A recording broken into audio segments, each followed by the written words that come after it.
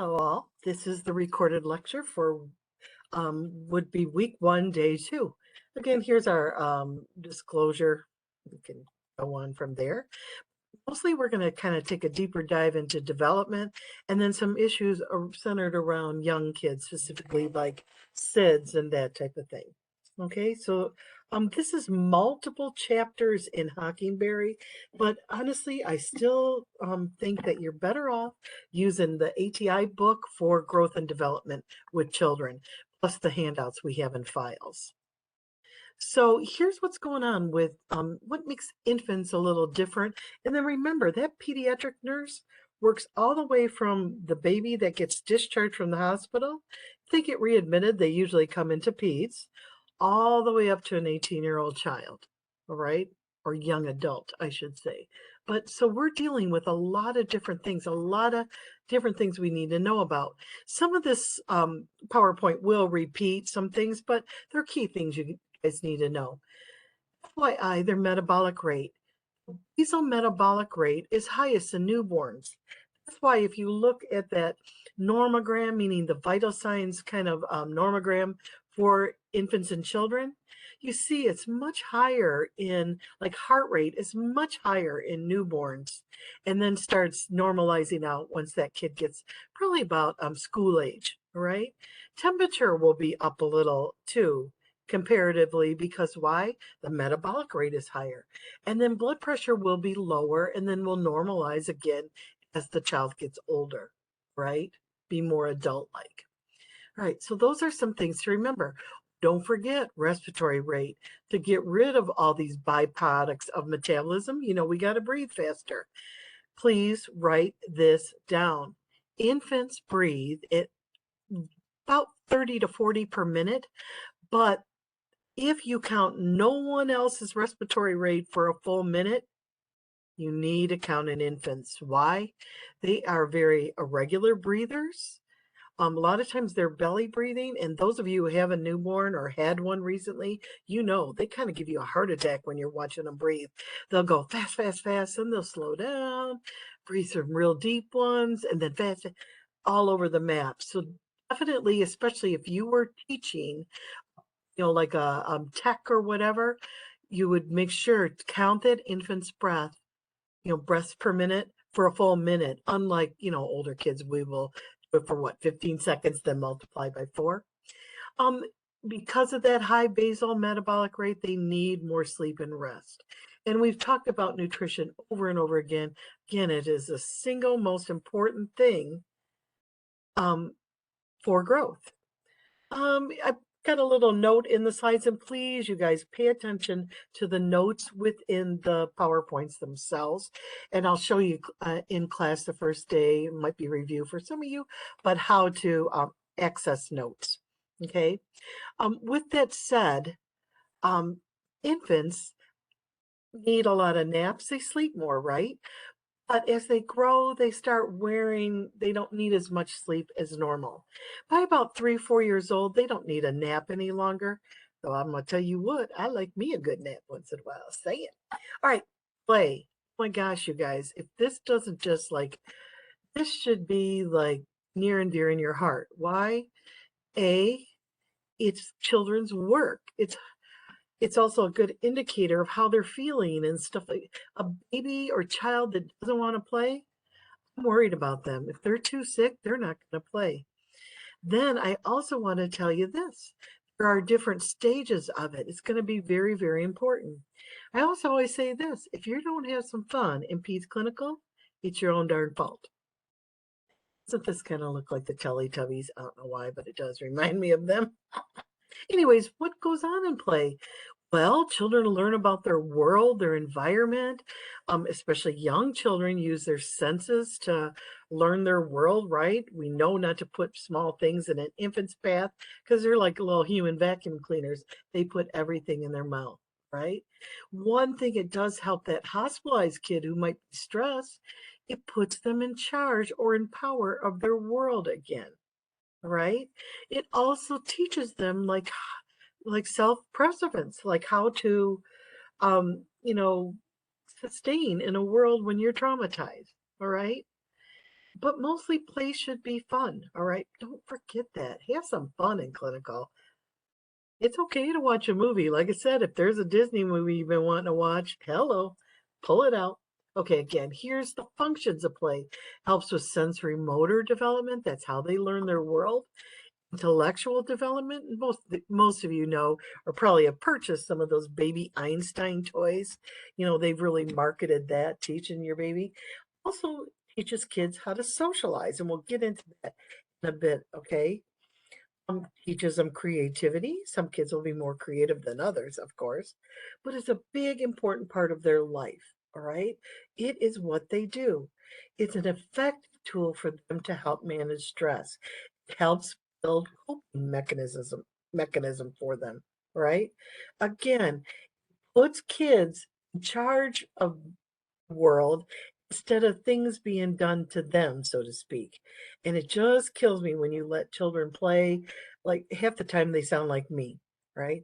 There is therapeutic play, which is kind of like a psychologist would use, but we do some things that help the kid work through like the trauma of being hospitalized.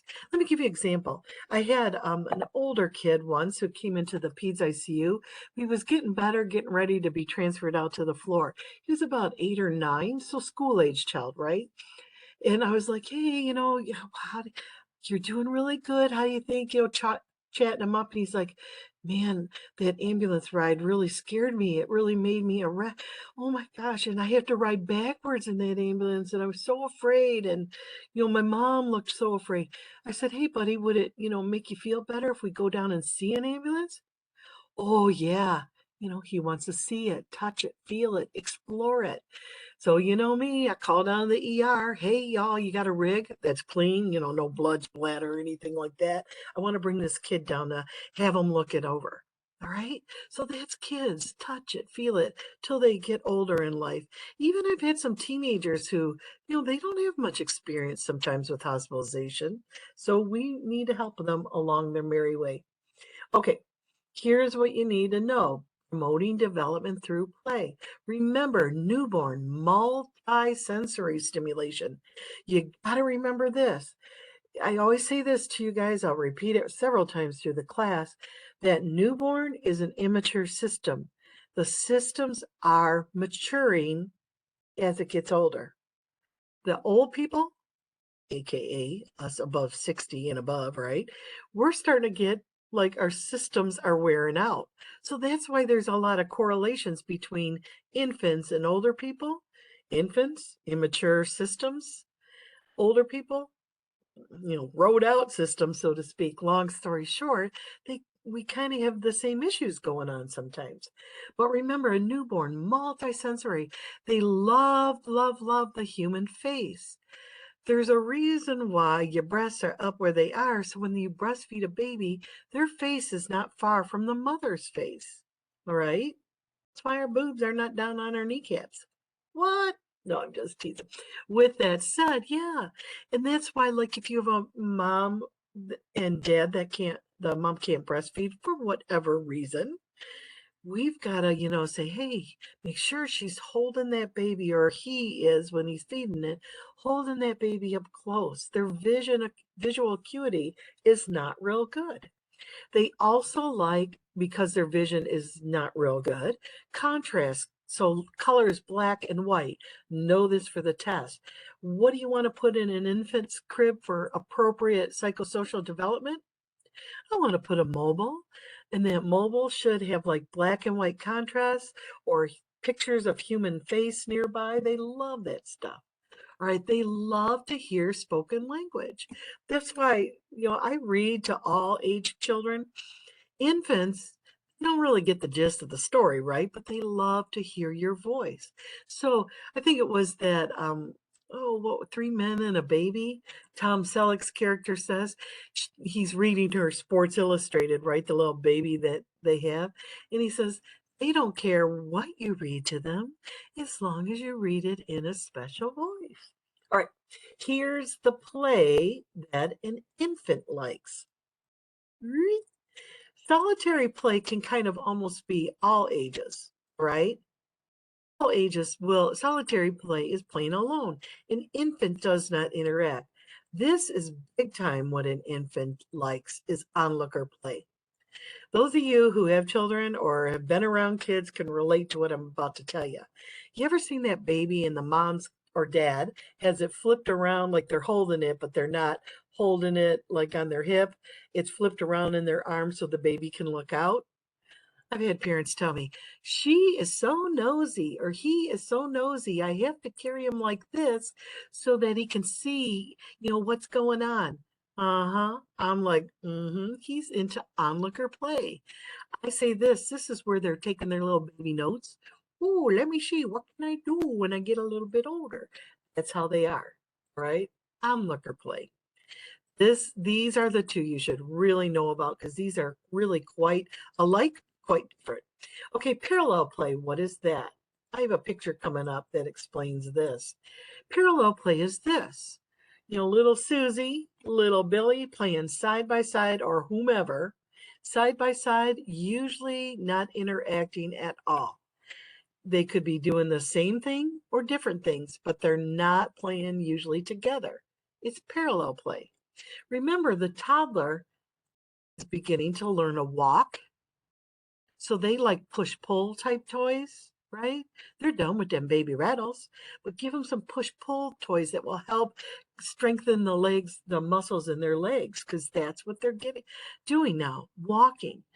And those of you who've been around a toddler, 1, 2 years old, you've seen them walk, it ain't pretty, right? The legs are wide stance and they kind of take some steps, especially when they're new walkers and they kind of fall down. Yeah.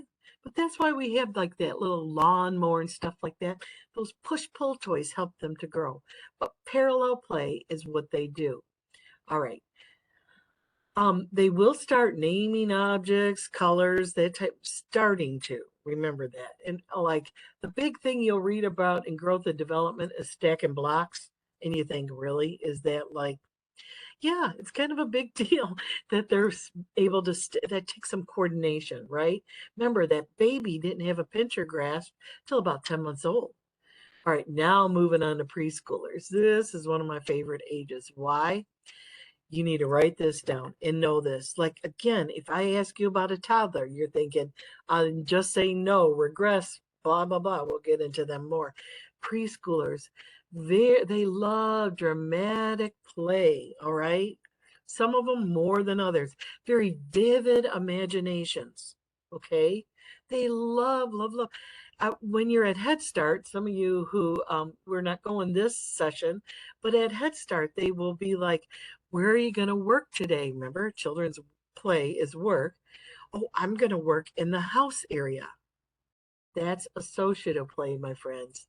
No real rules of the game, just kind of some loosey-goosey rules. So in other words, I'm going to work in the house area today. They go over to that house area.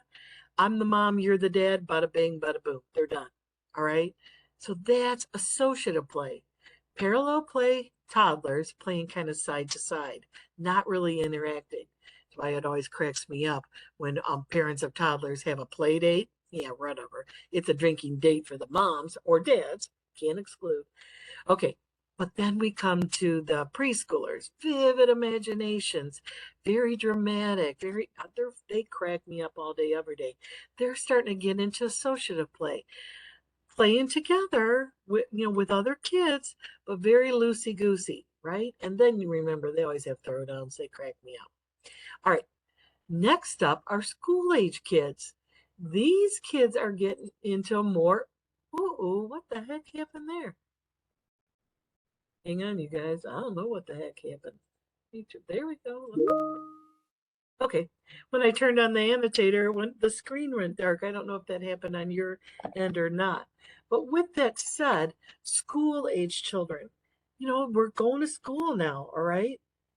Um, they are so funny because they're starting to like more cooperative play.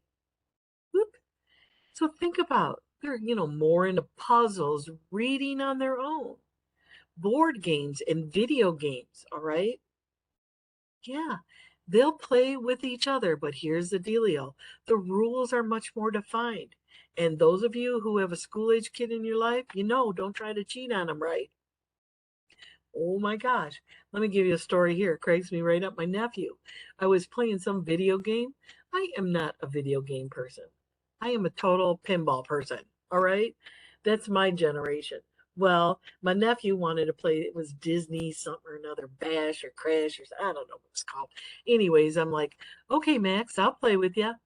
Well, I got bored because, I'm not good at it. So I just start shooting everywhere. He's like, hey, Peggy. He had a freaking meltdown because I shot his character. I'm like, whatever. Oh no. The rules of the game, big time. That's cooperative play. Much more structured, and especially them school agers are really into that. You ever see go to a little league baseball game and they call the ball out and it was fair? Holy moly. Not only the parents come off the stand, but the bench MCs too, right? Adolescents are in a cooperative play too, but they're just much more involved and they're much more into their peers. One thing before we leave school age, I almost forgot to tell you this. School age kids, they're too funny because why? They tend to like, and this is something really important to know, especially when you're teaching parents, they tend to like same sex friends, clubs, groups. You got to watch them though, because they can become the mean girls or the mean boys and get very cliquey, right? But I don't know how many parents have said to me, I think my daughter's gay or lesbian. I think my son is gay. I'm like, so? What, you're not going to love him any less, are you? But with that said, I always tell them, no, no, no, it's their growth and development. They're more comfortable. Girls have cooties, boys have cooties. You know what I'm talking about. They're more comfortable. And then eventually, once them hormones start kicking in, we got a different story, right? When they hit adolescence. All right. Here's some big things about safety that's part of what we do is in our teaching of parents with children. We're teaching them all the time how to keep them safe. We call it anticipatory guidance, meaning here's what's happening now, here's what's coming down the chute that you need to know for taking care of that child. Remember, children above the age of 1 usually die from accidents and injuries, right? When we get in adolescence, it's becoming firearms now. Homicide and suicide. Oh, God, don't get me started. But accidents and injuries. Remember, you need to know the age of the child and what we need to teach them. Okay? Notice this comment here. When that kid is a little below 5, they're at higher risk. Why? They just don't think. Later in life, why do you guys think that we see a sharper rise in later adolescence? FYI, they're driving. They become more risk takers.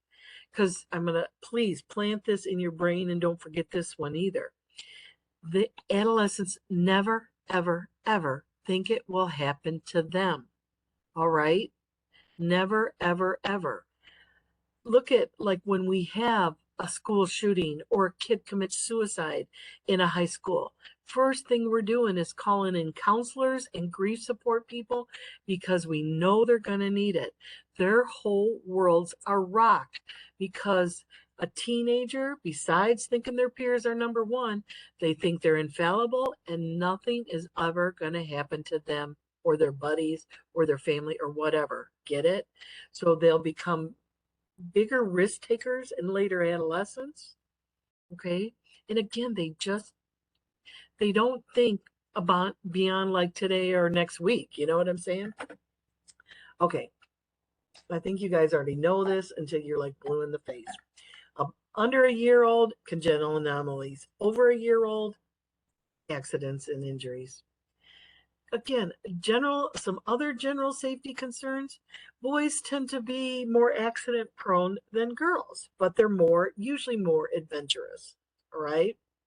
Usually more adventurous. Again, I don't know if that's nature versus nurture. One thing to be aware of, and this is where we help our families. Accidents and injuries happen more often when there's like a stress or a change in the environment. Think about it. A babysitter Kids will work a babysitter over. My three brothers locked our babysitter up in the attic. hmm They were bad. But with that said, but again, they take advantage of the situation. They kind of know. The babysitter doesn't know that child very well and where the limits are. And then this, before and after school, dinner time, anytime those parents are distracted. I usually share this story about there was a Wayne State professor, it's got to be at least 15 years or maybe longer ago. He was taking the kids to daycare that day. He normally, that was not his routine. Normally, the wife did it. Today, he was taking the kids to daycare. It was a toddler and an infant. He got the toddler into the car seat. He had put the baby carrier up on top of the car. Uh-huh, you know. Just like some of us forget our coffee cups on top of the car, he forgot the baby on top of the car. Again, before you beat this man, this was a person of intelligence. That could be debatable, right? But anyways, with that said, a person of intelligence who got distracted for a hot minute. Oops, I forgot to put my camera on. I'm sorry. So we can't judge them, you guys. We just can't. It was a moment. He was rushing. He was distracted. Okay. Next up, infants. Let's start going through like their Erickson stages. Please, you guys, brain dump those Erickson stages on your scrap sheet of paper. You need to know these in and out like the back of your hand for peds. Erickson stage that the infant is in is trust versus mistrust. This is what this means. The infant is developing that relationship with the caregiver. In other words, oh, hang on, you guys. Hang on.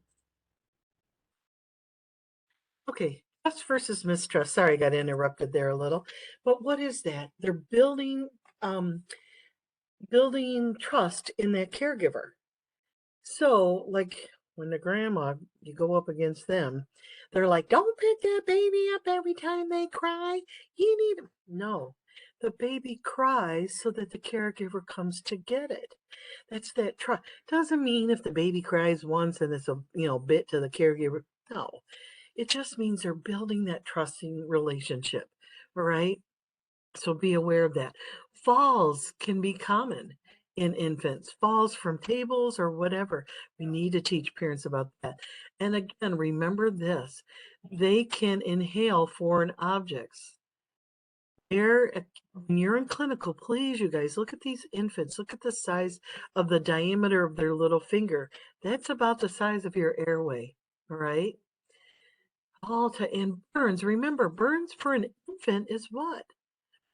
Left out in the sun without sunscreen, and technically 6 months and under shouldn't be having sunscreen put on. They should be um, kept in the house and out of the direct sunlight. Other burn is that, remember, the hot water heater, turn it down. Okay, turn it down to its lowest setting or under 120. This information's covered in chapter 7 and 10, by the way, in Hockingberry.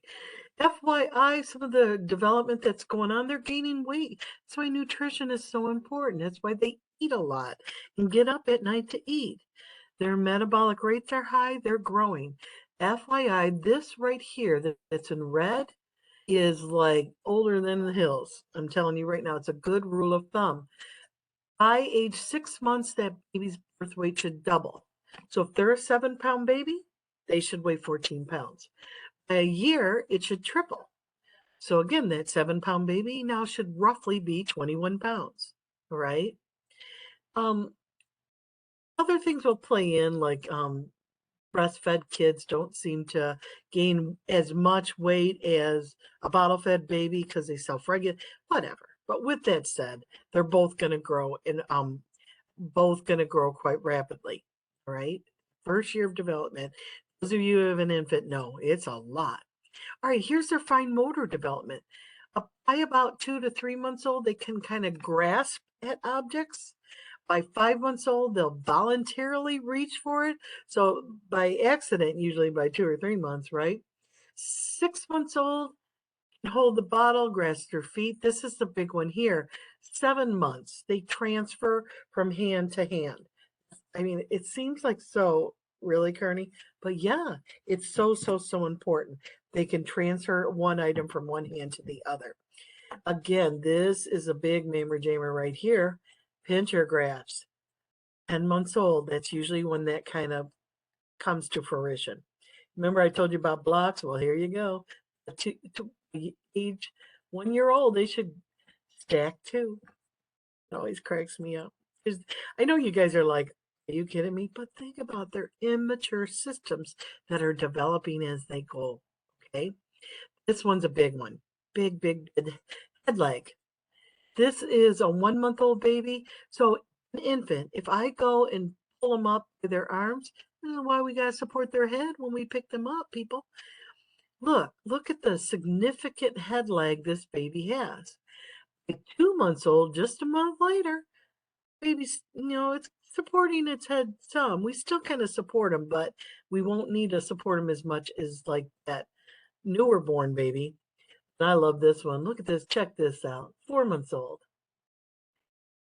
Ain't no head leg going on right there. And it's like abs of steel. It's like little baby curls, right?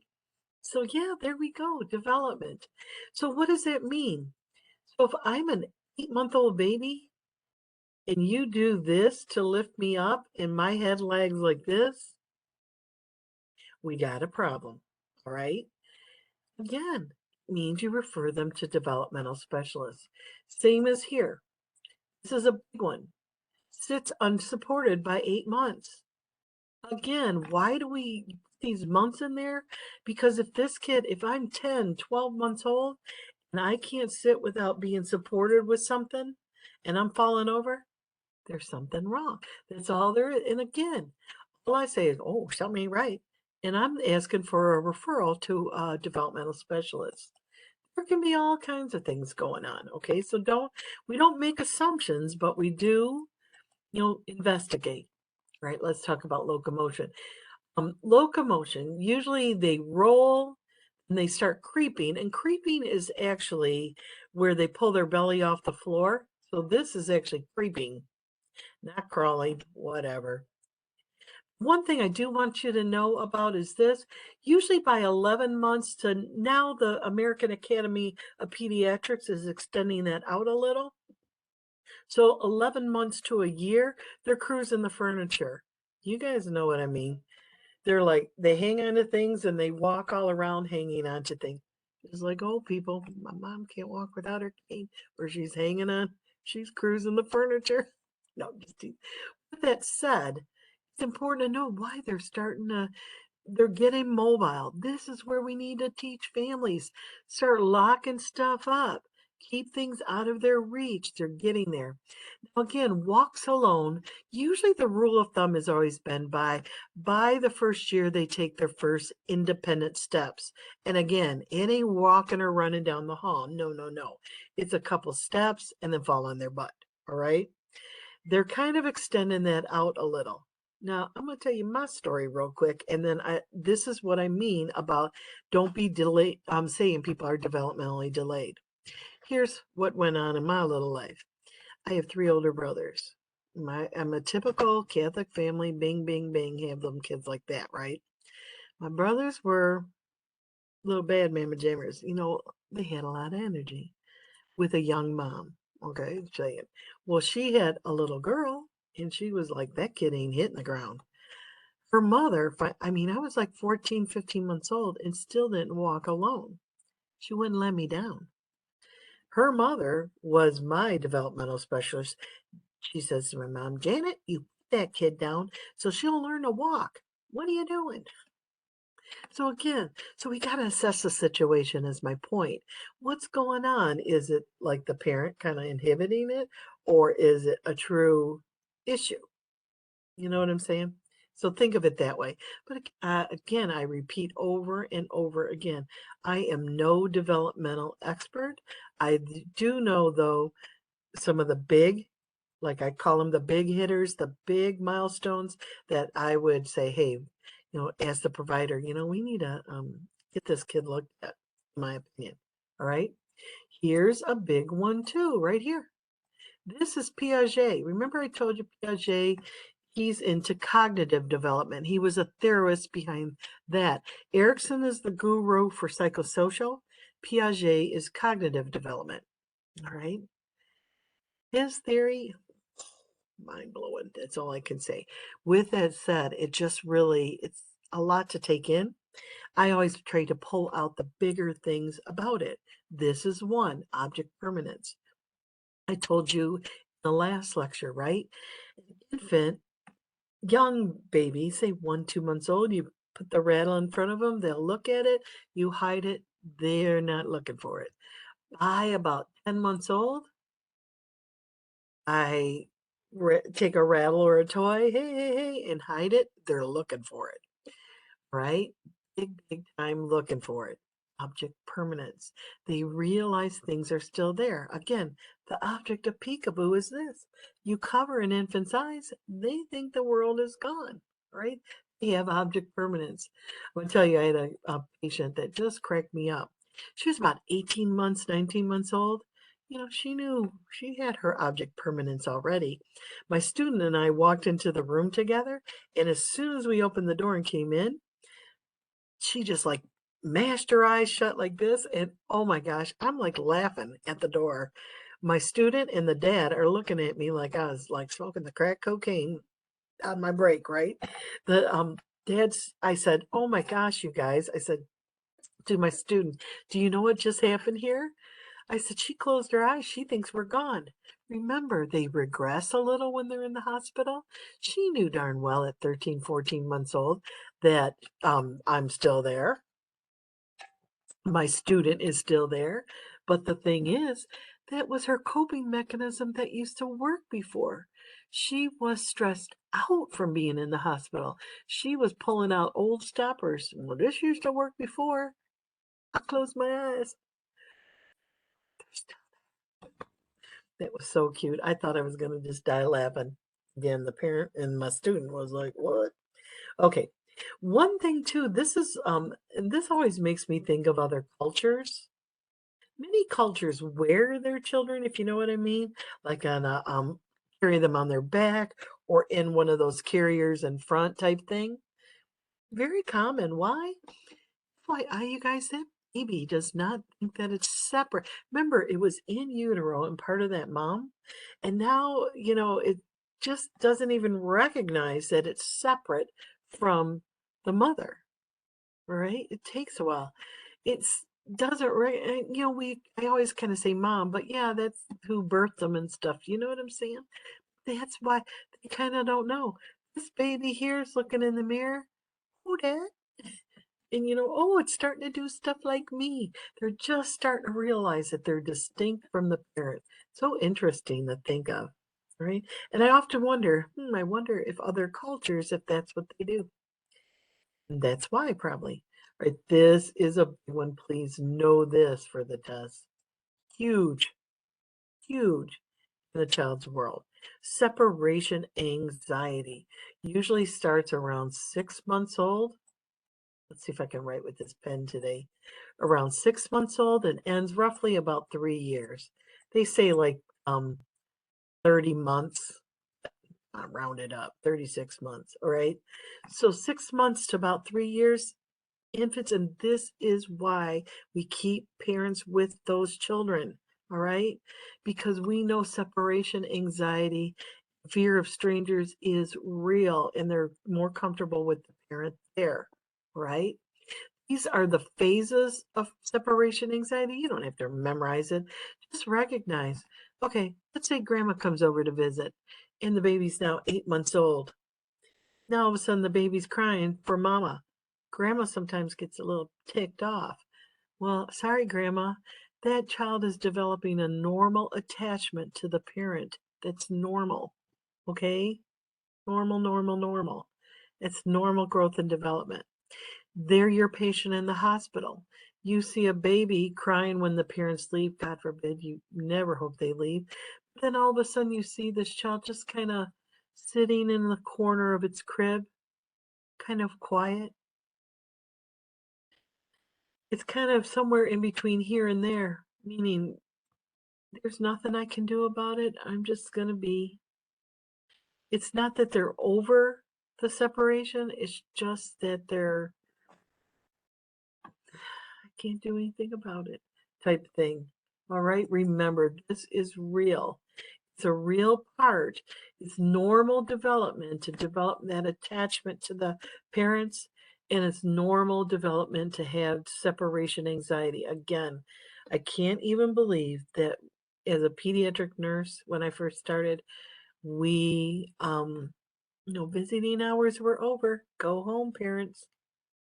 The children separated from the border. I'm telling you, about drove down to Texas myself. I couldn't believe we did that. So last thing we ever want to do is separate those kids. Here's a picture again, again, the child reaching for the mom that's, oh, all he wants is me. No, that's normal attachment. That's good. Again, here's a child in probably more the despair phase. Just kind of, okay. I love this doll. Is that not how every baby's doll readied up here? Okay, I've already said it a million times. Here's a million and one. Nutrition, so important in the first year of life. They should have nothing but breast milk. If they cannot breastfeed, then iron fortified formula. FYI, if you have parents in your care who are, the mom is breastfeeding, make sure most hospitals will provide them with a tray of food, meaning they'll feed them.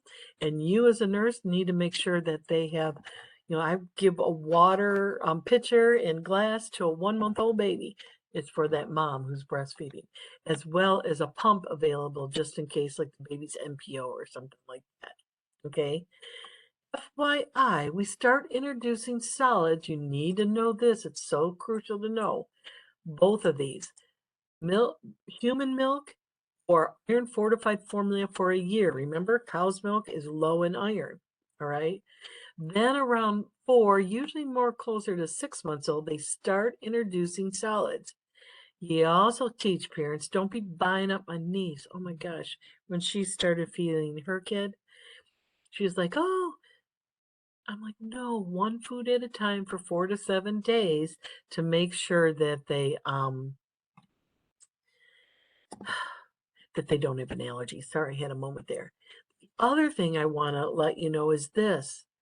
You should never, ever, ever, ever, ever microwave baby food or baby formula or even breast milk. Never. And the reason why, if we were in class, I'd be asking you, and this is another reason why an infant may sustain a burn. Microwaves do not heat evenly, especially for the tender skin of an infant. All right. So if we microwave that bottle, and even if we shake that bottle around, it doesn't always disperse those hot spots. So an infant whose skin is much more sensitive could get burned. All right. So important to know. Uh-oh, sorry. Forgot to take this off. Okay, again, prevention of injury in infants. Car seat. I think I said it enough. Y'all know. Put that infant in a car seat, rear facing. And 20 pounds used to be like the gold standard. It's usually until that kid is kicking off that seat is when we reverse them. So I'm telling you what, if the mom says, oh, I put him in the front seat so I can see him. I put him facing this way so I can see him. You need to teach her the safest thing, rear facing, right, in an appropriate infancy. FYI, the other thing we need to teach parents, this will not be on the test. This is the game of life. Do not be buying those car seats from a garage sale and stuff.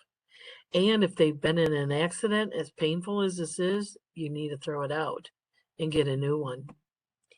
Seems a little rough, doesn't it? With that said, okay. FYI, here we go again. Bath water, remember, hot water heater is set 120 or the lowest setting we can get. Sunburn, they are dependent on us to put that sunscreen on, right? Remember, any small items is going in that mouth. Okay, age appropriate toys. Remember, infants like human faces, the mobile with the black and white contrast, that type of thing. Okay, here's a big one. Know this too, because this will get you guys on the test a lot of times. they need gates at the top. Even if that baby is just starting to, cruise the furniture and stuff, now's a good time to start making sure you've got gates for the top of the stairs, all right? Some people put them at the top and at the bottom so the kid can't go up the stairs. Here's a big thing to know. Those old school wood gates with the accordion style, meaning the V, that was a huge infants would pull up on it, or young children, and they would get their neck caught in that V and choke. Get rid of them. Now they do sell them with the rail across the top, but personally, I wouldn't buy that style. That's all I'm saying. Same with cribs. Make sure those rails are up. Would not use a hand-me-down crib. Why? You need to make sure that mattress is completely fitting in that crib. If you've ever changed a crib sheet, it's a pain in the brain. Why? That mattress is tight fitting and difficult to get at. All right, here's a big one that blows many of my students' mind. Don't be using no baby powder. I know we were taught, many of us, to change the diaper, wash it, put the baby powder on the butt. All that creates like a flume. God forbid it's talc, right? But where's that baby's head in relationship to their butt? All right. Some of these other things, avoid electrical cords and outlets, put those safety caps in them, never leave them in a high chair alone. Here's a heartbreaker right here. Avoid toys with small objects. God forbid you have a kid who loves Legos, right? You're going to have to tell that older sibling to put them things away for a while or play with them only in their rooms. I know they really need the kid more. All right. Okay, here's some issues around infancy. Again, this one you need to know. Failure to thrive can be like organic or inorganic in nature, meaning like for some reason the parents are bonding with the child and stuff like that. Here's what the definition is. It's below the 5th percentile in those growth charts. All right. We need to look into why isn't this kid growing? Remember, many kids with chronic diseases will be failure to thrive. Okay. It's not really a disease process within itself, but it definitely is like something, and we will watch for. Trust me. We watch what's going on. All right. Other problems, SIDS, sudden infant death syndrome. This one you need to know about for the test. You also, if you haven't done your EDAP yet, you will learn about SIDS. What is it? It's the sudden death of an infant 1 year or younger. Unexpected. Usually it occurs in younger babies, all right? Younger infants. Okay, and usually they don't know why, what caused it. They've got some theories, but they're not always sure. And it used to, oh my gosh, you guys, I am still traumatized when I was a student. And they showed like what a tape we watched a video, sorry, it's taking me a minute here. We watched this video on like the child that died from SIDS, and honestly it looked like crime scenes. And it used to be parents were treated like they murdered their kid. Why? Used to be we put the baby prone to sleep, meaning on their belly, right? And it's not good. We've got a whole back to sleep program I'm going to talk to you about in a second. But with that said, when the child died for whatever reason, the blood would pool on the face, almost emulated bruising. Well, many times it was terrible. That video still to this day traumatized me. I was like, why they show us that? Anyways, here is what has decreased by way over 50%, not higher, is putting infants back to sleep. Yeah, on their backs. Now, eventually, by about 6 months old or so, they'll be rolling around on their own, right? Here's the problem. They think that it's like the brain is immature or something. That newborn infant who we put laying down on his belly got themselves into, breathing off too much CO2 and died. They don't have the strength. Remember, they got head lag and poor head control. They don't have the strength to lift their head and turn it out of that area. Used to be like when I had my daughter in 1994, we bought like a whole ensemble for the crib, right? Of nice cushy comforter, bumper pads, pillows. None of that goes in the bed now. All right, none of it. Why? All those real cushy linens a child could get caught up in and suffocate. All right. And again, they don't have the muscle control in the neck and shoulders to lift that head up and turn it. Back to sleep has changed life.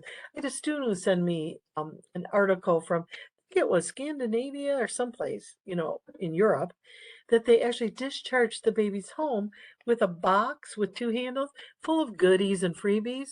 But the intent of that box was for the infant to sleep in. Because why? We know if they co-sleep, it's going to be a problem too. So with that said, what puts them at risk? Well, our very low birth weight babies, premature infants, yeah, they have, some issues there. Another, some things, male sex, you men are the weaker sex. I hate to break it to you. Other things that may be going on, and please, you guys, for the test, know the risk factors. All right. They think, could be an immature system, some genetic predisposition, we don't know. With that said, here's some things we can control. If the mom smokes, don't smoke. Quit. That secondhand smoke is terrible for your baby and could put them at risk for sudden infant death syndrome. Do not co-sleep with your baby, especially in the sofa, on the couch that's real squishy. I'm going to tell you this. I was a co-sleeper with my daughter. I just couldn't fathom putting this little baby. With that said, don't do what I say. I justify it. Trust me in my mind. In my career, I've taken care of two kids that died from co-sleeping. One, the dad was so drunk, he was still drunk when he came in. He had rolled over and crushed his daughter. She was just under a year. The other one, both parents were drunk, high, smoking, drinking, whatever they could get their hands on, if you know what I'm saying. The infant, who was like 2 or 3 months old, had been rolled or kind of pushed off the bed and was stuck in that fold, where we tuck our sheets in at the bottom of the bed. That's where they found her dead at 3 or 4 months old. So what am I saying? They're impaired. But what do you need to know? You need to know this. Encourage parents to quit smoking around that child. Smoking during pregnancy, and then smoking around that child. No co-sleeping, period. Many people talk about the family bed and different. It's in the literature, it's in the evidence they should sleep alone. Many of you have seen those like little beds that tuck into the parent mattress so you can put your child over there, that type of thing. Avoid soft bedding. No more, comforters and pillows and all that in the bed. All right. Here's a picture. Like, look how tight this mattress fits. There's only a sheet. You put that kid in a one-piece zip up, no blankets. Again, that's for safety, all right? Some protective measures, know these as well, is this. Well, of course, the back to sleep campaign, right? Put them back to sleep, not on their tummies. A pacifier. Believe it or not, the pacifier, everybody goes back and forth about a pacifier, but with an infant that's at risk for SIDS, they say, and those of you who have had infants know, like they'll be sucking on that pacifier, then they start falling asleep and it kind of starts falling out of their mouth. They feel that, they suck it and start sucking harder. You've seen that before. With that said, sometimes it does. A breastfed baby gets more protective factors over a bottle fed. Know that, please. Put them back to sleep. A pacifier might help. Quit smoking. No co-sleeping. Breastfeed them if you can. All right. FYI, I forgot to share this with you. Where are we? Back here. If they do need tummy time, meaning, with their little baby push-ups is how they strengthen these muscles. But with that said, it needs to be, and that's why they got the picture of the dad right here in the picture, assuming it's the father. With that said, we put them in there. Why? If this baby who's getting their tummy time, their little baby workout, if they fall asleep, I'll flip them over onto their back. That's why it needs to be supervised.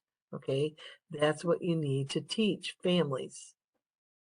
Okay, so let's go back to where we were. Sorry, it itched there. Okay, Again, preventative, educate parents, give them written materials, that type of thing. God forbid that child dies. Oh, that's a whole ball of wax we'll talk about another time. Well, unfortunately, putting them back to sleep has led to this. Nothing is without its problems, right? Positional plagiocephaly. What is it? The head becomes misshapen. Again, because of the back to sleep program, we get kids who are flat heads or misshapen, some because they are sleeping like in their car seat or whatever. They're sleeping like this with that one muscle will stretch out, one will shrink up. There's some issues. Just FYI, this isn't in the, I don't think it's in the ATI book, but FYI, because of back to sleep, we need what's going to cure this is supervised tummy time. All right. All right. So here's another one that always ends up on the CMS. You guys probably, if you already had your OB class, you probably already learned about this in OB. What are we talking about? Hyperbilirubinemia. There's a word for words with friends. That'll get you a lot of points. With that said, is a kid's bilirubin's high. Where do we clear bilirubin? Out the liver. The liver conjugates it up, we poop it out. All right? That's how it rolls. Immature system. Baby's born, they get that surge of blood from the cord too. They can get a physiologic jaundice. There are some that are AB or RH incompatibilities that could be a hemolytic type. That's usually rare. The most common type is hemolytic. Is physiologic jaundice. The baby turns yellow. It takes a few days to go away. All right. So nurse actually discovered if we put them in indirect sunlight, the bilirubin comes down. Here's the normal serum bilirubin level. We'll see it rise, especially it seems in the breastfed baby. All right. What's our therapeutic management? Get them under the phototherapy lights, fluids, meaning feeding them routinely. Because the thing about bilirubin will make them a little sleepy. So we'll have to wake them up to make sure they eat. And then make sure they're peeing and pooping. I knows, my friends, all right? Diagnosis is good. There's no usually any issues. Here's what you need to know though. A baby under phototherapy, we're going to put a light, eye protection on. Because that eye protection could slip over the nose, that's why you see these wires here. That's for the cardiorespiratory monitor. They need to be on the monitor, all right? Why? If this slips over their nose and occludes their airway, because infants are nose breathers, we don't want, what we don't want. So with that said, that's common. The skin will take a while till that yellowness goes down. Let parents know that because that is common. FYI, we got them under lights. Now, these lights aren't usually very hot, but they still, and then remember, I got a sleepy kid whose bilirubin's up. We got to watch their eye and nose, you guys. Please, please, please remember that, right? The other thing, do I want to put any lotion or oils on this baby's skin? No. You want to fry that kid up? Go right on ahead. But yeah, no, the light will help to conjugate up the bilirubin and bring it down. Here's another type of light. It's a fiber optic. We'll wrap or put it below the baby. All right. Lay the kid on it. And again, they only come out, a newborn sleeps anyways quite a bit. You feed them. Long story short, you got to make sure we're, getting them up, feeding them, but getting them back under that light and exposing as much skin as we possibly can. That will help bring the lights down. Okay, now I got to tell you a proud instructor moment with my student. My student was asking me about phototherapy. We were at St. Joe's in Pontiac. I said, you know what? Go in the drawer and get the, instruction checkoff sheet for the parents. That's going to, she was reading through the policy and stuff that's included with it. Do you know that my student read those lights need to be tested with a meter? The meter range needs to be between a certain range to be effective, to be working, right? My student says to me, oh, Kearney, where do I go get this meter? I said, there should be one in there already. This kid's been on phototherapy for almost 24 hours, right? Getting cereal cereal every 4 or 6 hours, I don't remember. Billy Rubens. No, it's not in there. Okay. Call up to the nursery and ask if we can borrow one. So she goes up there to get the meter, comes back. She's like, Kearney, can you come look at this with me? It's zero. I mean, barely flicking off the zero, not in therapeutic range at all. Nobody else had done a reading, y'all. Nobody. Whole day. I said, okay, what do we need to do about this, so and so? She said, you know what? I'm going to let the nurse know because this baby's due for a blood draw in about an hour. If it's been zero, it isn't good. I said, thinking like a nurse. My girl wasn't a dude this time. Sorry, dudes. But anyways, yeah, thinking like a nurse.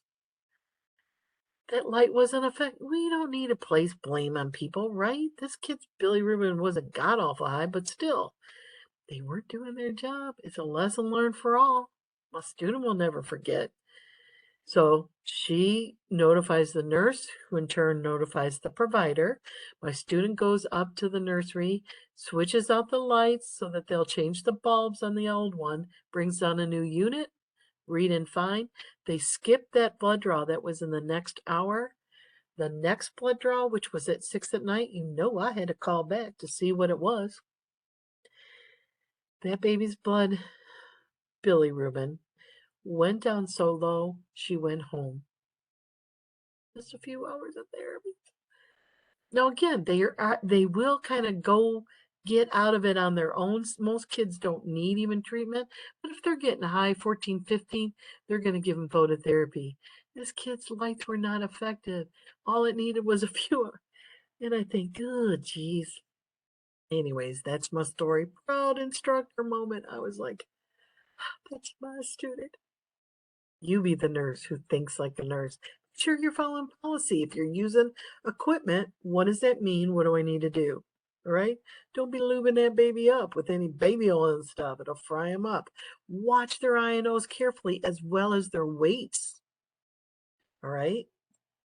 All right, here's one for you. Oh, what the hell? Hyperdermatitis. And this one shows up on the CMS every time, you guys. There can be many causative issues. It could be from urine, feces not totally cleaned off. Soaps or high perfume stuff or detergents. That's why we usually wash kids' clothes and Dreft or the fragrance-free stuff. Moisture, friction, all that can cause a diaper dermatitis. And we know kids who are teething always seem to get a diaper rash. With that said, many times it could be fungus, could be bacterial. You know what we need to do. We need to keep it dry. Best thing is expose it to air, but a baby without a diaper, you know what happens. Here's the big thing. I want you to know this. I didn't know this. I know now that I teach it. Barrier cream. When we put those skin barriers on, again, just like older adults, we put them skin barrier creams on. We do it to a baby.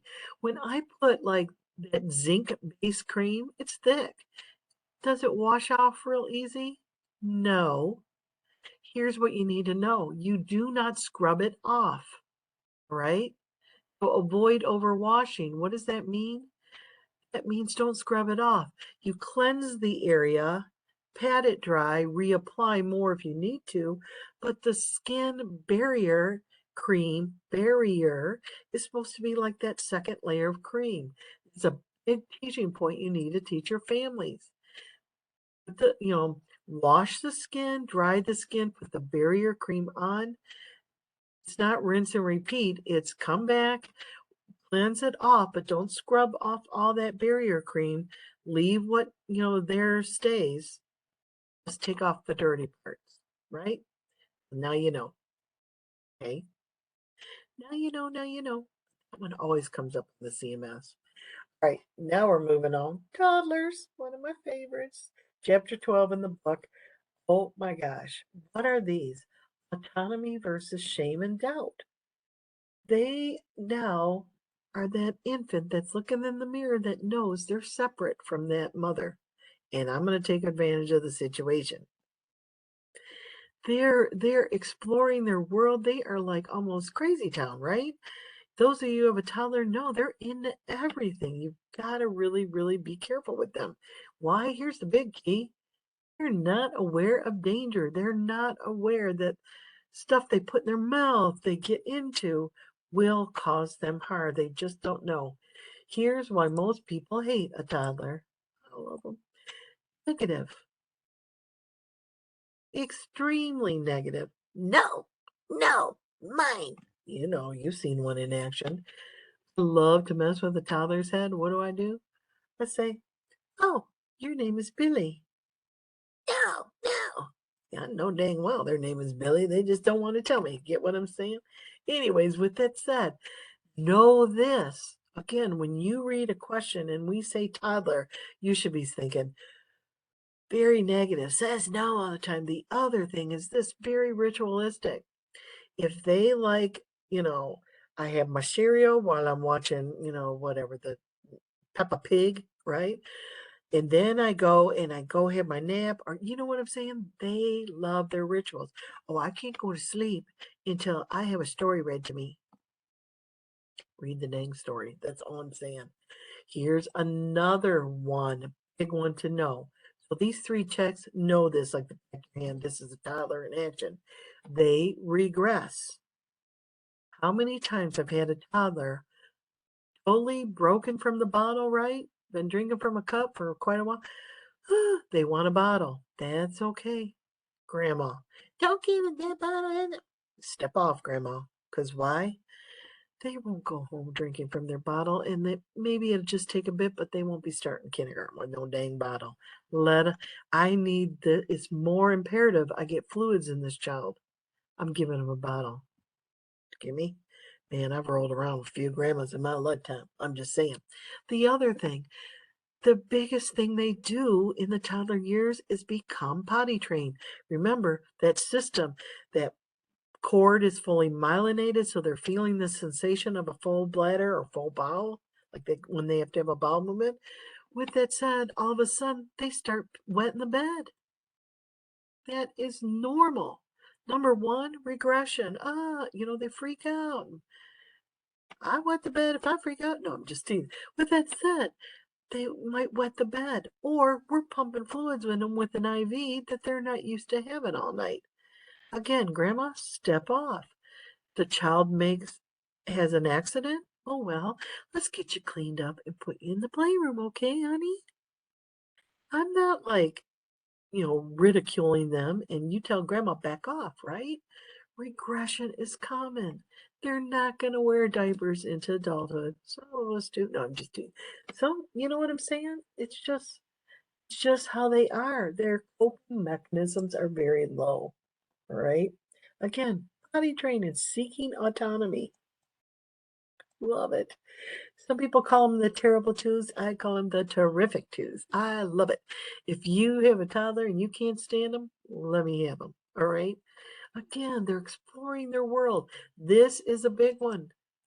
I never had kids. I was 34 before I had my daughter.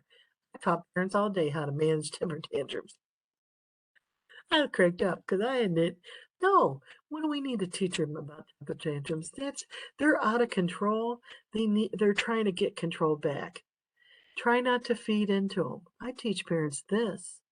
They're out of control. We know that. So before you beat them, no, I'm just teasing. Put them in. Here's what I do. Put them in my lap. Say, come on. I know we're having a hard time right now. I'm gonna hold you till we get some control. Keeping your voice.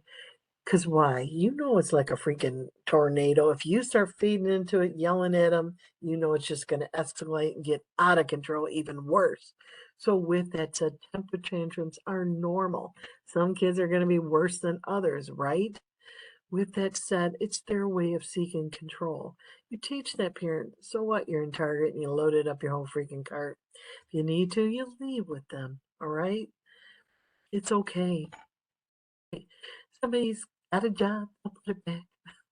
You know what I'm saying? Again, and I teach people, I'm going to help you get control. Let me hold you. And I speak out loud like that to a toddler. Let me help you get your control back. You're doing a good job. All right? That's how but again, don't be feeding into it, escalating it. It just snowballs and gets all out of control. Now, you know, I had the perfect daughter. No, with that said, her temper tantrum, she started kind of having a little fit, threw herself on the ground. I just was watching her. And then I said, "Are you done? Huh? Are you done? Uh-huh. Let's go." Again, kind of ignoring the situation. That was her one and only tantrum. She was a pretty low key kid, kind of like me. All right. All right. Way to start to slow. They're not developing as fast as that baby. All right. Not as fast, but we are looking for them to get into toilet training readiness. Yippee. So much fun to potty train a kid. Not. Oh well. With that said, don't let anybody tell you that. Oh, I had a mom. She was like, "Oh, you were potty trained by 14 months." That's not normal. It's usually I tell parents wait till at least 2 years. If not, like boys especially seem to be a little slower to match. In the maturation process. Wait till 3. Make your life easy. I know it's nasty to change a poopy diaper at a certain age, but don't poop all day long anymore. You know what I'm saying? Again, those systems are maturing. They're starting to get um, more grown. The heart rate will be down. Respiratory rate will be less than in the infant stage. Remember, too, this is true. They're still kind of belly breathers. Okay, so watch them for that. Visual acuity is picking up. They're getting hearing and taste. Starting to develop more. FYI, they get taste preferences. That's why we have the meltdown if they're a candy eater and stuff. This is a big phenomenon here you need to know about for the test. What do you need to know? This.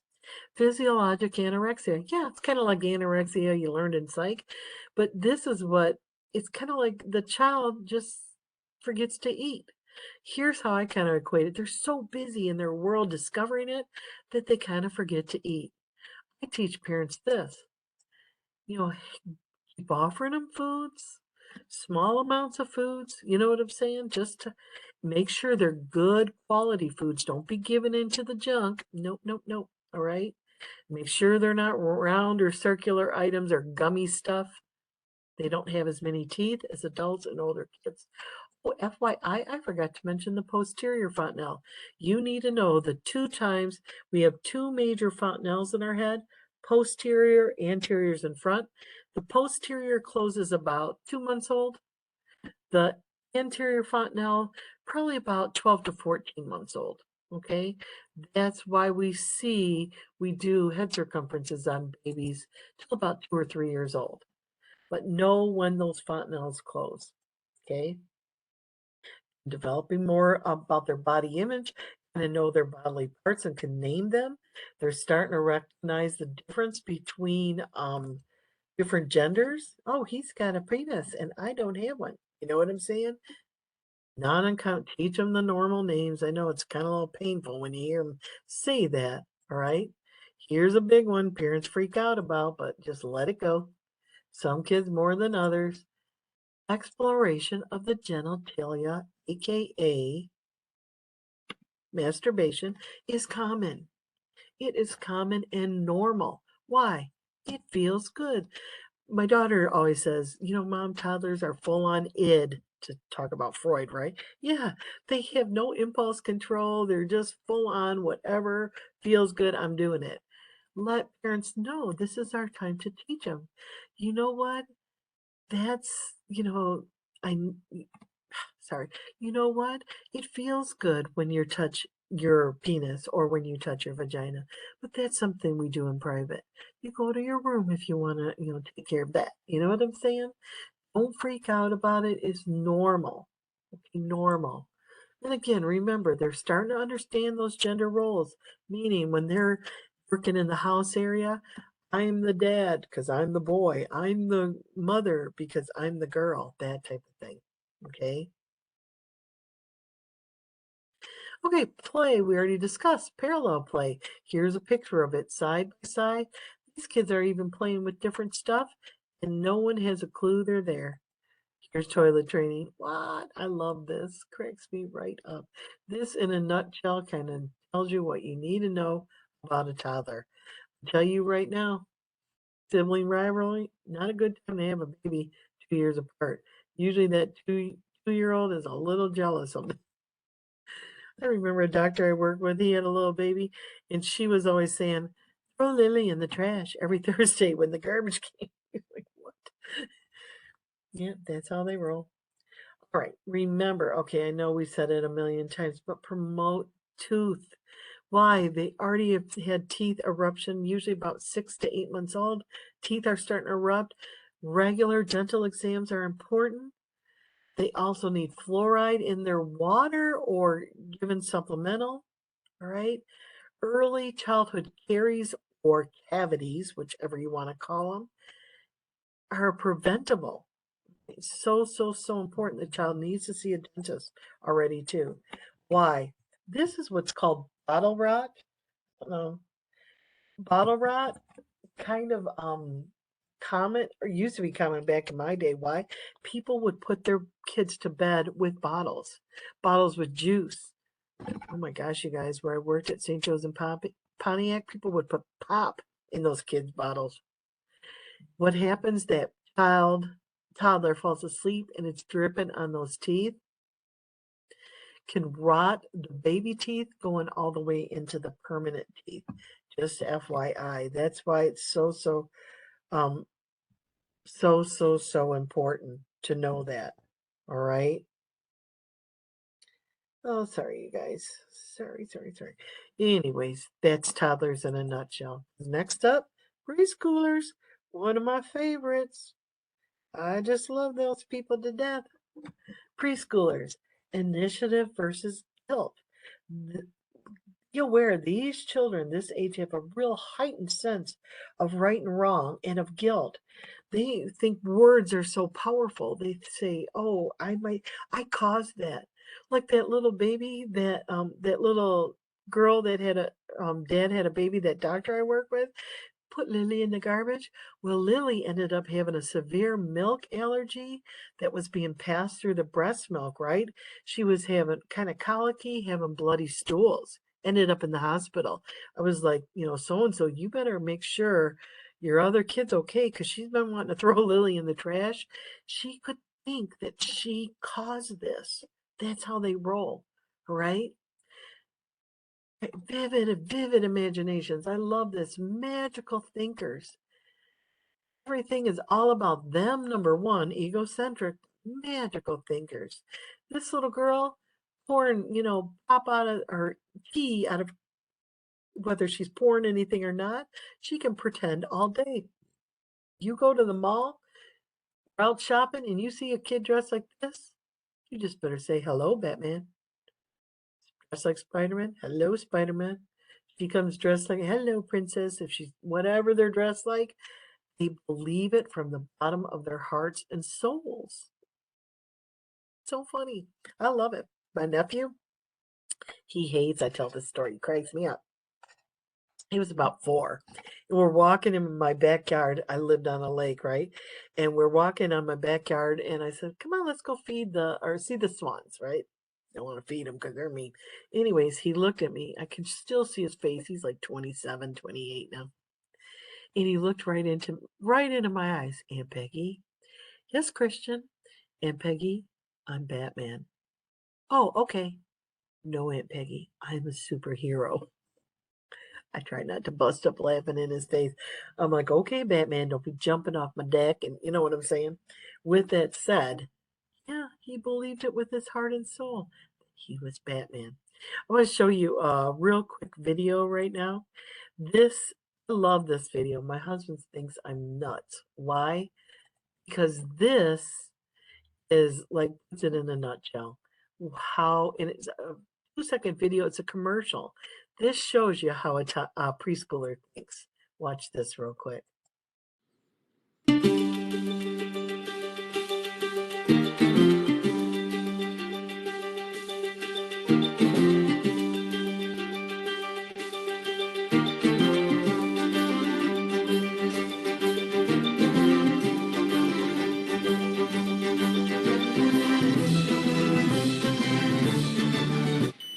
Να φεύγει στη σωστή στιγμή, αξία ανεκτήμητη. Ανέπαφες συναλλαγές από τη Mastercard σε όλα τα καταστήματα με το ειδικό σήμα. Sorry, guys. Forget what language I got that in now. Yeah, 100%. The little boy thinks he's a pirate, right? Oh my gosh. They go to the store and the old man with the iPad. I got this, Mom. Oh my gosh. First time I saw that commercial, I about fell out laughing on the floor. My husband looked at me like I lost my fool mind. I said, "Don't you see? Somebody knew a preschooler, I tell you." And then don't forget animism. They think, they think, things have lifelike characteristics. All right, again, um, FYI, they're not growing as fast physically, but they're starting to get more cognitive development. In other words, they're doing this. They can pile up more blocks. They are starting to understand, like, they can understand some separation. They don't like it for very long, and we don't separate, but they'll start going to preschool and stuff like that. Here's one thing, they don't understand time. You could say, "Oh, we're going to do this at 1 o'clock." What is 1 o'clock? You got to do it with stuff they understand. After lunch, we're going to do this. You go to Head Start, they have it kind of mapped out during the day, story time, and they have a picture. You know what I'm saying? They can't read a watch just yet, so to speak. And again, slowing down on their growth. One thing to know, again, we already discussed, they like push-pull toys. Preschoolers starting to walk, run. By 3, they can stand on 1 foot for a few seconds. That's a big dealio, you guys. By about 4, they can go up the stairs foot over foot. Big deal. And then by about 5, they're skipping and jumping. I know. Who doesn't love to skip, though? That's all I have to say. All right. The type of play, remember, we already talked about parallel to or blue in the face, but they like associative. Very loosey-goosey, but they like their associative play. Remember, water could be an issue. They have no fear of it. FYI, remember, if submersion injuries, they need to go to the hospital, right? Kid gets found in the pool, you pull them out, and they maybe are unresponsive when we get them back at the scene. They still need to go to the hospital. Know this, lock up medications. Never, ever, ever refer to it as candy. Lock it up. They'll put it up high is not good enough, right? Especially when they go to grandparents' house and stuff. Lock it up. If the kid takes something, call poison control immediately. Poison control is the best thing. I'm telling you right now. Holy smokes. As a nurse in the peds ICU, they call you all night long, making sure that that kid's on target. Right. Again, teaching safety measures with them. Again, rear facing, booster seats after they get to a certain age. Tell parents, you want to be a good model, you role model too. You wear your seatbelt. Might start having sleep problems. You need to know this for the CMS. And for our test, what's the difference between nightmares and sleep terrors? Sleep terrors are more disturbing in my opinion, but nightmares, usually they remember what happened. They're consolable. Thing to let parents know to do is this: establish a bedtime ritual. It's so, so, so important. All kids like, especially younger kids, they'll love a ritual. And we're going to read a book, you go potty, read a book, have a little sip of water, and you're going to bed. Teach parents too, a night light might be helpful with children. All right? Helps them. I love it. Okay, child maltreatment. This is a big one. This one makes me cray. That's all I'm saying about that. I just don't ever understand how people can abuse children. It's beyond me. Anyways, broad term that covers a lot of neglect, as well as physical abuse, emotional abuse, as well as sexual abuse. Right? Here's like numbers from 2011. Said during COVID, that was one of the things that scared people the most. Young children, usually under age 1 or even younger, and cognitively impaired kids are the ones at highest risk. Why? They can't communicate what's going on with them, right? Neglect is usually not measurable, usually not something you as a nurse is going to see, all right? Hang on one second, please. Let me pause the recording. Okay, sorry, you guys. Okay, neglect is probably more common, but we don't usually see it. Usually, here's what we see: the physical abuse. What is it? Deliberately inflicting injury on a child, period. Usually by the caregiver and usually an unrelated caregiver. We'll talk about that one in a hot second. But it just drives me nuts. All right. One type of abuse is this shaken baby syndrome.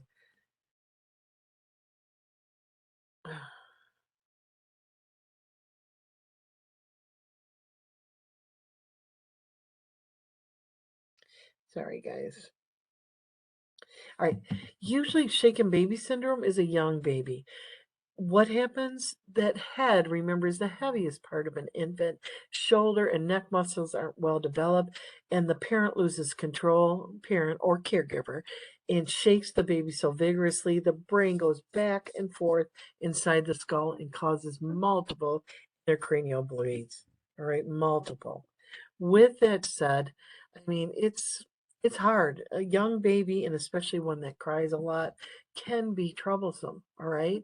Again, here's why that it can result shaken baby syndrome. They usually come in with signs of increased intracranial pressure. But look at, I mean, just saying. With that said, what do we need to teach parents? Babies will actually go through phases, and I got a whole bunch of slides coming up on a website called Purple Crying. It's when babies have crying periods. My daughter had one from about around 5 months old. Just like in the hard part is this, it's frustrating to a parent. You're like, I've done everything. I've cleaned you, I fed you. What do you want, baby? You know what I'm saying? It's kind of like that. But what do you need to teach them?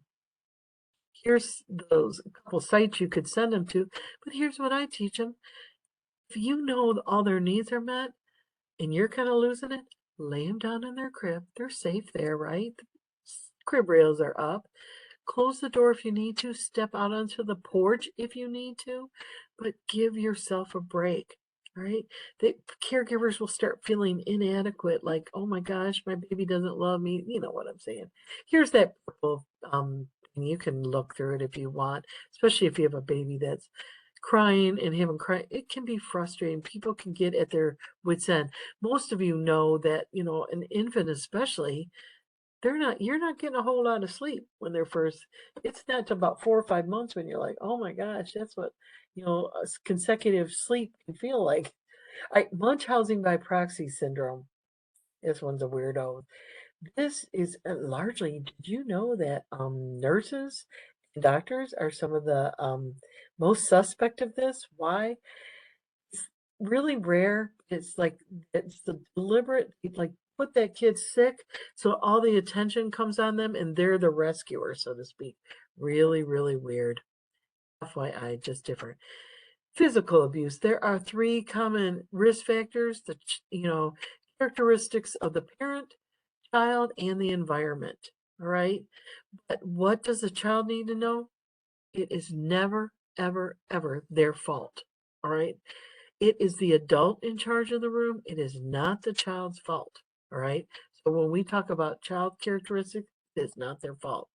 Parental characteristics are this. It's usually younger people. Again, um, when you guys used to do the iHumans, there's one I loved having you guys do. Why? It was a teenage mom. I'm like, you know what they call that in our business? A two for an infant. So I got that Erickson stage. And then I got the teenage mom and their Erickson stage. Do you know what I'm saying? Single parents, any unrelated partners.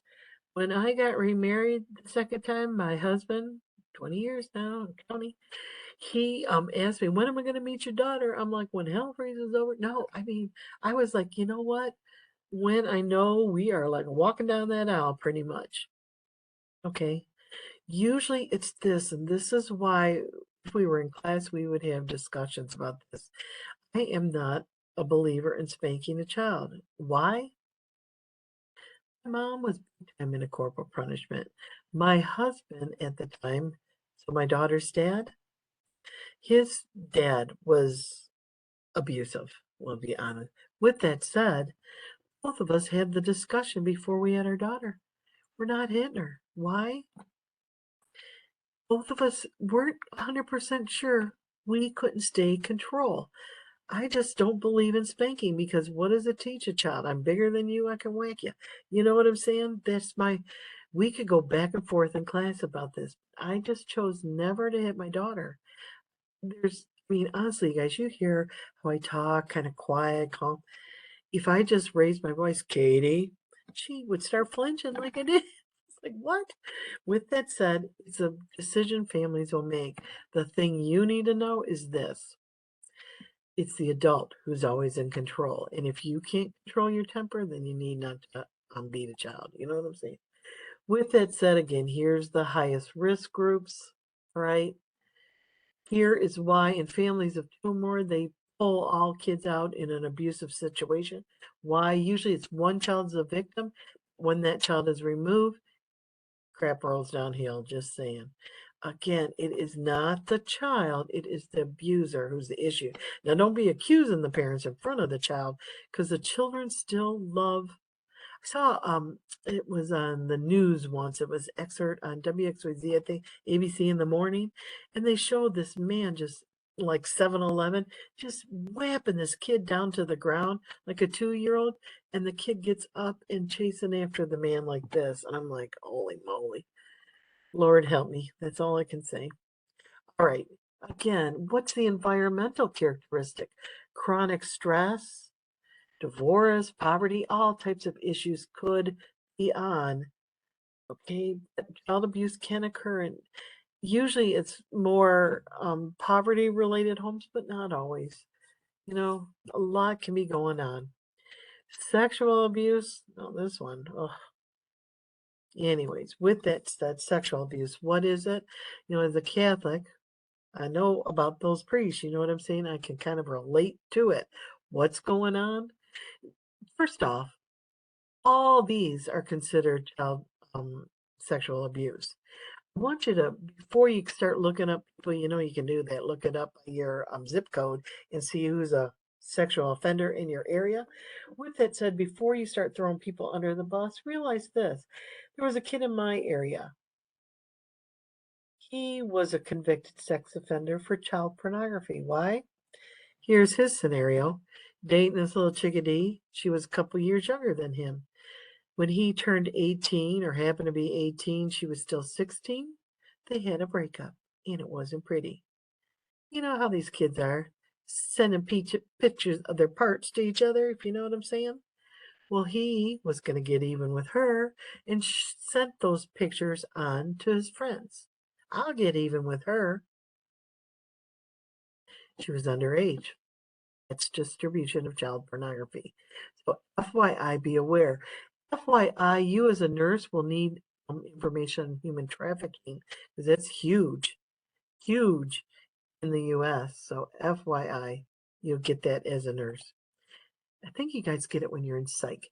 Anyways, here's what you need to know about that abuser, sexual abuser. It's usually men who are sexual abusing.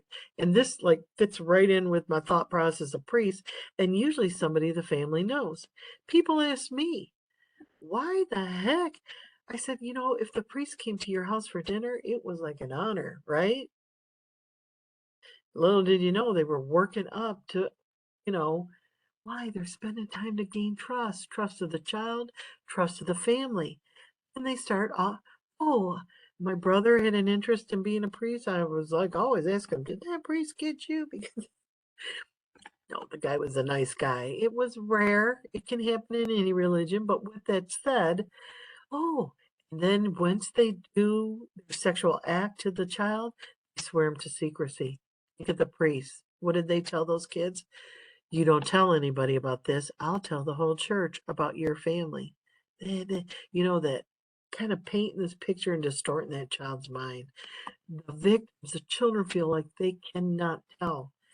FYI, if the child picks you to tell their story with, don't lead the witness. In other words, don't be asking that child, where did that person touch you? No, no, no. And all you do is say, and then, and then, and then call it in for abuse. All right? Why? Because many times it looks like you were leading that child or leading the witness. We have people who will do um, like the police with special people that interview children for that, all right? It can take years and years of abuse. I went to that care house of Oakland County, and they actually show a video. And oh my gosh, the one that impacted me so much was a woman, a former Miss America. Beautiful family, right? With a Miss America daughter. Her father had been abusing her for years. And you know who she was most angry with? Not her dad, her mother. Why? She said one night when her dad was in her room and she would just like check out, right? He was doing his thing and they both heard the mother come home unexpectedly early from work, right? She said they both stopped and she was thinking, finally, it's over. But here's what happened. Her mother was coming up the stairs and then turned around and went back down. She never forgave her mother, she said. Anyways, onward and upward. How do you take care of that maltreated child? Besides me, I'm telling you, I always say this. They ought to be glad I don't carry a weapon because, man, oh man, I could be judge, jury, and executioner. I had a kid once who was so abused by the mom's boyfriend. I'm telling you, he kicked that little boy so hard in the abdomen that the child needed a colostomy. Thank God, only temporary. And guess what, y'all? That woman stood by her man. Oh no. Here's what we need to teach children. It is okay to say no. It is their body. They say no. They always need to know it wasn't their fault. If the abusive person was a family member or something, we're not, slamming on daddy or mommy in front of that kid. Nobody ever thinks badly of them.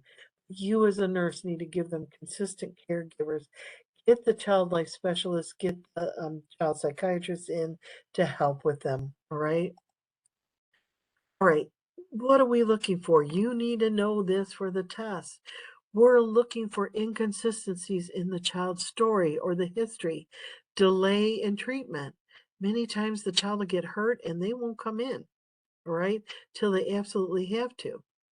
Incompatibility between the story and the injury, or it just isn't appropriate for that age child, all right? Inappropriate parental concern for the degree of injury, either one way or the other, like they act like we got to get going, we got to get going, or they're like overly concerned, kind of showy to you, right? FYI, any of these, we should be suspect. These are warning signs of abuse, all right? Old bruises that are unexplained for. If you have that gut feeling, what do you need to do? You need to call. You are a mandated reporter. What does that mean? You call it in to the 800 abuse number. You call in social work. I don't care if the physician on says, oh, I don't think that's abuse. If you have that gut feeling, you need to call it in. Got it? Call it in. Write up 3200. That's the abuse form later. Okay, again, child needs to know it's not their fault. We also need to look for all these things. FYI, if there's a suspected abuse going on, say the kid comes in with a fracture, that's kind of suspect, they'll x-ray the entire body, do like a skeletal survey. So again, you are a mandated reporter. You need to call immediately. You do not need a doctor's order for it. Okay, moving on to school age children. School age. What age is this? They're going to school, 6 to 12. They're ready. They can start, they're fully potty trained. They can sit still for a little bit longer. They're ready for school. FYI, they're shedding those deciduous teeth, just like leaves on the trees, right? And then they're finally getting in those permanent teeth. I just love it. Love it. Love it. Okay, what's going on? Here's their height and stuff. FYI, boys are starting to grow a little bit more than girls now. I love this right here. I told my daughter when she lost her first two front teeth, she was going for school pictures. You just smile big, honey. I want to see it.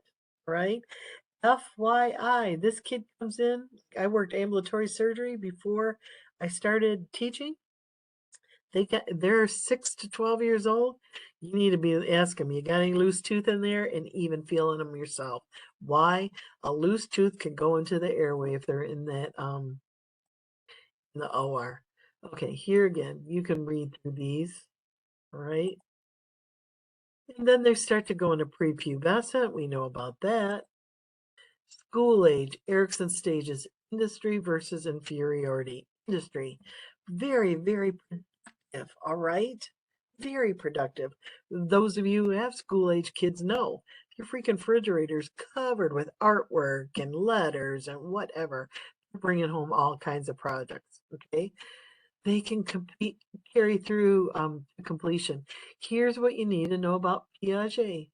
Remember, I told you, don't be worried about him, just the stuff I know. Understand conservation. What is it?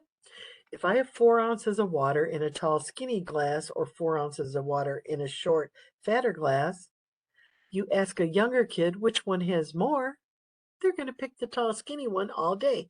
It's higher. No, conservation is this. Oh, you poured that same amount into that cup? It's the same amount. Conservation. They're more concrete in their thinking.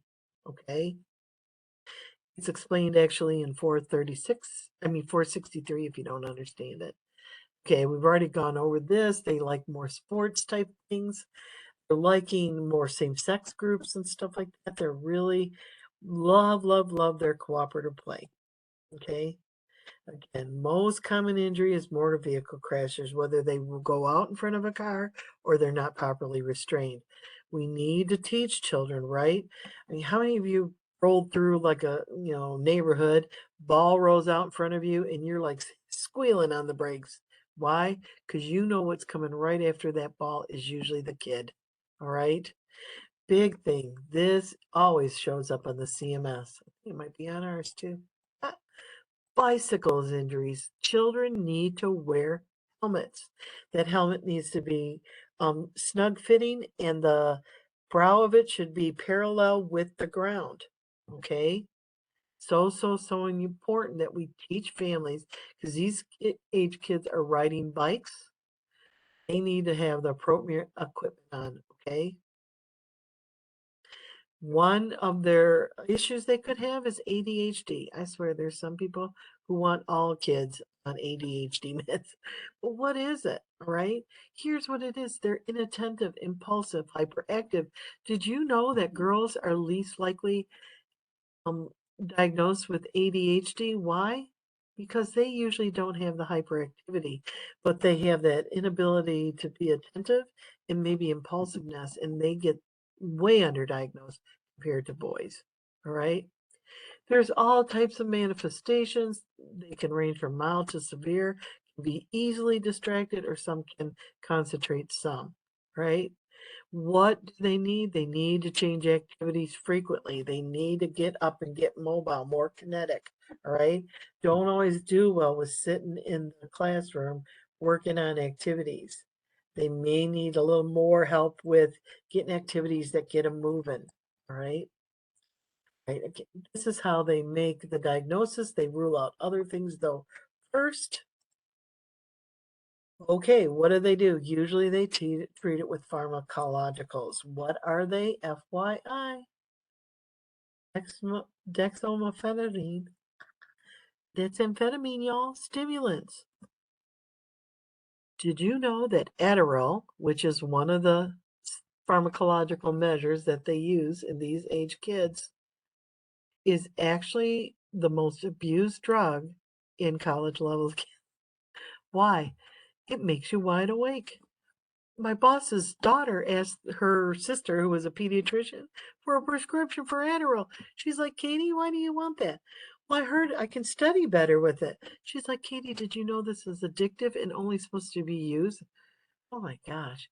What do? This is one of the few medications that we do not go by weight in kilos.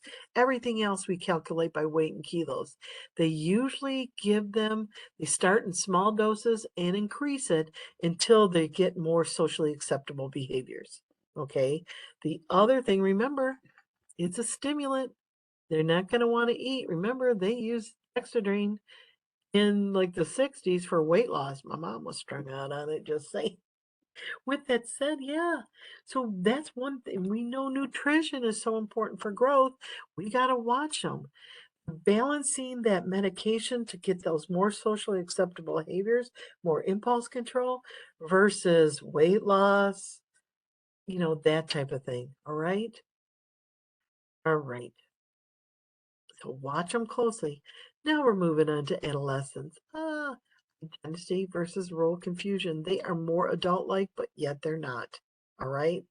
Remember, peers, peers, peers, and more peers. Peer approval, peer pressure, you know the drill. And parents don't quite matter as much. Family, maybe not so much. The peers are really, really important. They're starting to get more independent and freedom, but remember, they usually all dress alike and stuff. You know how it rolls. But they're becoming more risk takers. Will test situations. Many will, like, you might have raised them in your church, so to speak, and all of a sudden they're questioning your family's beliefs. You need to teach families that's normal. Again, be cognizant. Motor vehicle accidents, whether they're driving a car, we teach them about texting and driving, and many say, oh yeah, I won't do it, but they do because that phone, they're glued. There's cars now that they sell that will turn off the text messages and internet capabilities in their phones when they enter. All right. Why? Again, they never, ever, ever, ever think it'll happen to them. Lock those firearms and bullets up and separate from each other. And do not give your teenager the key. Let them know where the key is, or if it's a, what you call a dial, that type of lock. Don't give them the code. All right. No, no, no. That's why so many, oh my gosh, we don't want to go there. But gun safety is huge in this age group. It's gotten to be the leading cause of death in children. Sad. All right, again, they're transitioning from childhood to adulthood, right? FYI, there's something called Tanner stages of development. It's on page 449 in our book. It's very important you know about this. It's how the body's like I always say this, not in a freaky way. If you look at a young girl or boy, like their chest, they look the same, right? But our bodies, once we hit prepubescence and then adolescence, our bodies start to change. The girl's breasts go through stages. The boys, um, in the girl's vulvar area goes through stages. The boys too, with theirs too. Okay, so Tanner's stages of development is worth a look at. The other thing, puberty. These are just some terms you can look through. Okay, primary sex characteristics are growing as well, developing as well as secondary, right? Girls will start their menses now. Inner stages of development I already told you about. Girls will usually start maturity first. These are the terms for the menarche or the period, so to speak, their menstruation. Here's for boys. FYI, when boys are developing, this is one thing you kind of want to let them know about. They get something called temporary gynomastia, meaning breast development, and they can be very self-conscious about it. You'll see those boys like at the pool who won't take off their t-shirt and stuff, but usually it will go away, all right? Unless they're like overweight and stuff, but usually teach them about that. Again, like we discussed before, here's where we should teach them about testicular self-exams. Why? Testicular cancer is one that we do see in this age group, okay? And it's very curable. All right, again, personal care, FYI, tanning, teach them they shouldn't be tanning. It's going to predispose them to skin cancer. Body art, well, they're supposed to be 18 or older to get a tattoo, right? But we need to teach them. You need to watch it. Make sure your tetanus is up to date if that's what you're going to go into. FYI, we're getting there with kids that identify with a different sexual orientation, but we're not quite there yet. Used to be suicide was so common in children who identified as gay or lesbian. We're getting better. I don't know. I still think they get bullied more and tend to be more. It's hard. And some parents are just, I just can't even. I worked in Florida with HIV positive males, and I knew some men who came out when they knew they were HIV positive, and their families never spoke to them again. Saying that's a whole nother discussion. All right, again, sexuality, you know, their behaviors are going to a lot of times be determined by their peers. You need to have open talks about them, about sexuality and about sexually permissiveness, STIs, STDs, whatever you want to call it. Very, very clear. Why? All right, let me share a couple scenarios with you. I was watching a show once. This girl still claimed she was a virgin. She had had oral sex, anal sex. It was like on Maury or Phil, some show, right in front of her mother. She's talking about this again. I'm gonna give her the education she needs. You can still get a sexually transmitted disease orally or anally. Saying. So with that said, we're gonna have a talk. All right. Remember, these are some of those emancipated medical conditions where they can talk to you currently still about contraceptives, about ways to prevent pregnancy and if they are pregnant. STIs, STDs, again, these are reportable to the Centers for Disease Control. Many kids just don't realize they need to be having sex if they're having sex, not need to be having it with condoms. Teach them how to be safe, all right? Because venereal disease are on the rise.